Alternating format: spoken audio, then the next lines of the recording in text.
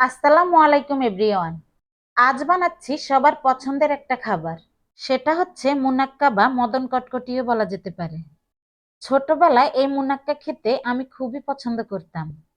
তাই আজকে আপনাদের সাথে আমি এই মুনাক্কা রেসিপিটি শেয়ার করতে যাচ্ছি। চলুন তাহলে রেসিপিটি দেখে নিচ্ছি। শুরুতেই একটা বাটিতে নিয়ে নিচ্ছি 1 কাপ ময়দা, সাথে দিয়ে দিচ্ছি টেস্ট অনুযায়ী লবণ, দিয়ে দিচ্ছি 1 টেবিল চামচ ঘি, 1 চা চামচ পরিমাণে দিয়ে দিচ্ছি কালো জিরা। এটা কিন্তু অবশ্যই দিতে হবে, এটা না দিলে ভালো লাগবে না। আর দেওয়ার সময় হাত দিয়ে এভাবে করে ডলে দিতে হবে। এতে করে কিন্তু এর ফ্লেভারটা বেশি বের হবে আর এর টেস্টও আরো ভালো আসবে। দিয়ে দিয়েছি 2 টেবিল চামচ পাউডার মিল্ক, সাথে দিচ্ছি 2 টেবিল চামচ চিনি, আর দিচ্ছি 2 টেবিল চামচ সয়াবিন তেল। এটা কিন্তু পুরোটা বাটার দিয়ে করা যাবে, পুরোটা ঘি দিয়েও করা যাবে, আবার পুরোটা তেল দিয়েও করা যেতে পারে। এটা আপনাদের ইচ্ছে মতো করে নিতে পারবেন।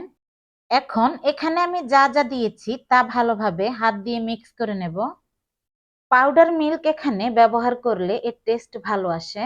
সবগুলো উপকরণ যখন ভালোভাবে মেশানো হয়ে যাবে, তখন এভাবে মুঠো করে চাপ দিলে দলা পেকে যাবে। তখন বুঝে নিতে হবে মিশ্রণগুলো আমার মেখে নেওয়া হয়ে গেছে।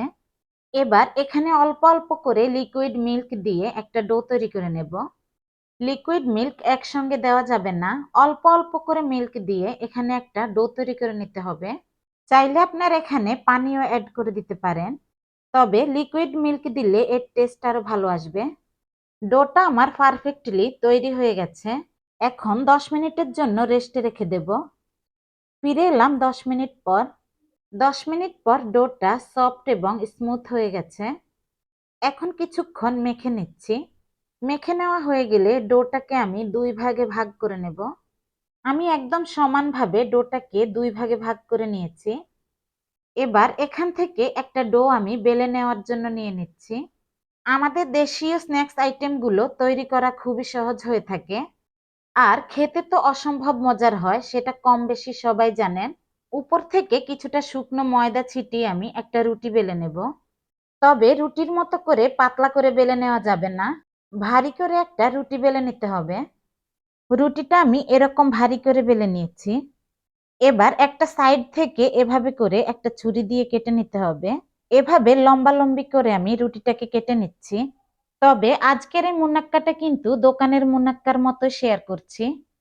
এই মুনাক্কাটা হবে একদম বেকারির মতো টেস্টি। উপরটা হবে মুচমুচে, ভেতরটা হবে সফট। আপনারা ভিডিও ফলো করে বাসায় ট্রাই করে দেখবেন। একবার ট্রাই করলে বারবার ট্রাই করার রিকোয়েস্ট আসবে। এই শীতে এটা বানিয়ে কৌটোতে ভরে রেখে দিতে পারেন কয়েকদিনের জন্য। বাসায় বাচ্চারা খেতেও খুবই পছন্দ করবে। পুরোটা রুটি আমার কেটে নেওয়া হয়ে গেলে এভাবে করে রুটির শিটগুলোকে মুনাক্কার সাইজ করে কেটে নেব। সবগুলো শিট কেটে নেওয়া হয়ে গেলে একটা প্লেটের মধ্যে কিছুটা শুকনো ময়দা ছিটিয়ে নেব। এবার সবগুলো মুনাক্কার শেপ এই প্লেটে উঠিয়ে নিয়েছি। এরকম সাইজ করে আমি মুনাক্কার শেপগুলো কেটে নিয়েছি। এবার চলে যাচ্ছি মুনাক্কাগুলো ভেজে নেওয়ার জন্য। এজন্য প্যানে প্রয়োজন মতো তেল গরম করে নিলাম। এখন এই মুনাক্কাগুলো তেলের মধ্যে দিয়ে দিচ্ছি। চুলার ফ্লেম মাঝারি হিটে রেখে মুনাক্কাগুলো ভেজে নিতে হবে। আর মুনাক্কাগুলো দেওয়ার আগে তেলটা খুব বেশি গরম করে নেওয়া যাবে না।